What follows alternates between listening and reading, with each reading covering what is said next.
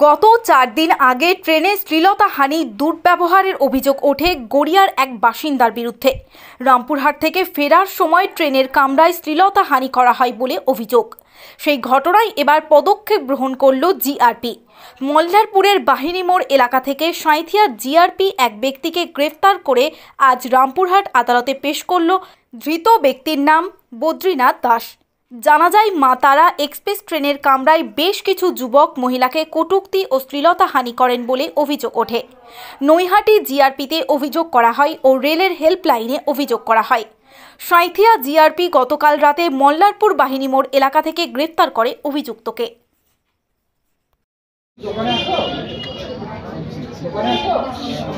আজকে কেসটা কিসের? আর কি হয়েছে? সাঁইথিয়া জিআরপি 60/24 নম্বর মামলায় বৈদ্যনাথ দাসকে ফরওয়ার্ড করেছে। তার বিরুদ্ধে অভিযোগ আনা হয়েছে সে নাকি ট্রেনে শ্লীলতাহানি করেছে। কিন্তু অ্যাকচুয়াল ফ্যাক্ট যেটুকু আমরা ক্লায়েন্টের কাছে ব্রিফ হলাম, সেখানে হচ্ছে একটু সিটে বসাবসিকে কেন্দ্র করে তাদের মধ্যে একটু কথা কাটাকাটি হয়। এই নিয়ে পরবর্তীকালে তারা একটা এফআইআর জমা করে এবং তার ভিত্তিতেই আজকে বৈদ্যনাথ দাসকে অ্যারেস্ট করে লন্ডন এসিএম কোর্টের কাছে আজকে ফরওয়ার্ড করা হয়েছে। তারপরে আজকে একটা রেলের পক্ষ থেকে একটা দেখলাম যে টিআই প্যারেডের প্রেয়ার ওনারা দিয়েছেন। ওই সাঁইথিয়া জিআরপি একটা টিআই প্যারেডের প্রেয়ার ওনারা করেছেন। তো ওনাকে কি পিসি দেওয়া হলো না? হ্যাঁ, ওনাকে পিসি দেওয়া হলো না? না না না, উনি তো ওনার টিআই প্যারেডের অর্থাৎ টেস্ট আইডেন্টিফিকেশনের যে প্রেয়ার, সেই প্রেয়ারটা লন্ডন কোর্ট আজকে অ্যালাউ করেছিল।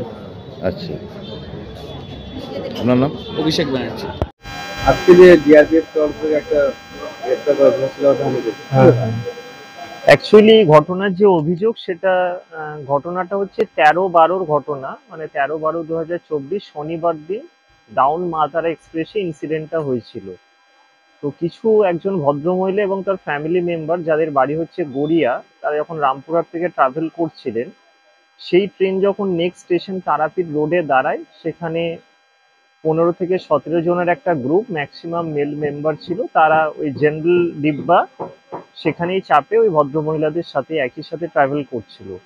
তো in the meantime train যখন বোলপুর স্টেশন পৌঁছয়, তখন ওনাদের সাথে সিট নিয়ে কিছু একটা গন্ডগোল হয় এবং এই ভদ্রমহিলা অর্থাৎ যারা হচ্ছে অভিযোগকারী, তারা প্রতিবাদ করলে ওনাদের মধ্যে যে বয়স্ক মহিলা ছিলেন তাকে ওই তারাপীঠ রোড থেকে যে ব্যক্তিরা উঠেছিল তারা এনাদেরকে ম্যানহ্যান্ডেল করে, মহিলাদের উদ্দেশ্যে কটূক্তি করে এবং তাদের শ্লীলতাহানিও করে।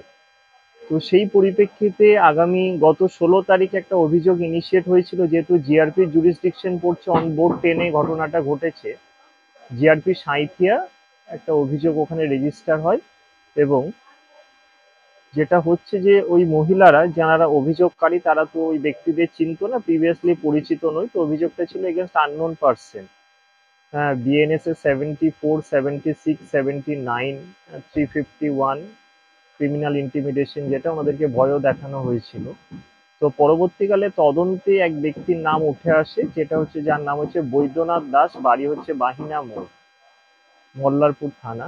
তো তাকে নোটিশ সার্ভ করতে গেলে জিআরপির তরফ থেকে তিনি নোটিশ নিতে রেফিউজ করে, কারণ যেহেতু পানিশমেন্ট ছিল আপ টু 7 ইয়ার্স। প্রথমে ওনাকে নোটিশ সার্ভ করা হয়েছিল, তো উনি রিফিউজ করার পর ওনাকে জিআরপির এন্ড থেকে অ্যারেস্ট করে আজকে অ্যারেস্ট করা হয় এবং আজকে মাননীয় এসিজেএম আদালত রামপুরহাটে পাঠানো হয়। এবং যেহেতু যে ভদ্রমহিলারা অভিযোগকারিনী এবং তাদের সাথে এই ব্যক্তিটি প্রিভিয়াসলি পরিচিত ছিল না, উনি এফআইআর কোনো নাম উল্লেখ করেননি, আজকে ইনভেস্টিগেটরের তরফ থেকে একটা টিআইপির প্রেয়ার ছিল।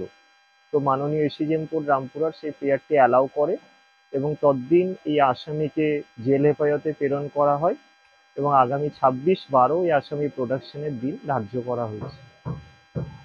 আমি হচ্ছে prosecution officer, ACJM court Rampurhat, Saikat Hakim. ঠিক আছে।